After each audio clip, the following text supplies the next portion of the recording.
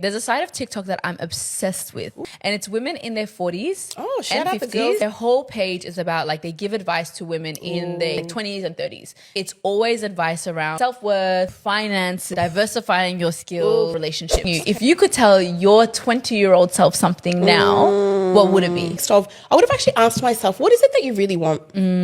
I feel like for most of my 20s, up until really late 20s, early 30s, I just felt like I was just moving just with the wind. If I'd really spent some time with myself to really ask myself, what is it that you're really looking for? What is it that you really want? And really honing into that, I think it would have meant that I would have done a lot more living for myself. I felt like I grew up being the good girl. Yeah. The real good girl of the family, like the good girl that my mum wanted. So I really just kind of like followed the rules. But imagine being the good girl and then being stifled by that as your identity. How far do you move from that? You don't kind really of go that don't. far, And I think there's a lot of us that are really kind of just stuck in that space where you're doing things for other people. Yeah. Whereas what I would have said to myself is be a little bit rebellious to actually talk to yourself and actually ask yourself what you really actually want. Because then I would have written a list of stuff and I actually would have attempted to be act outside of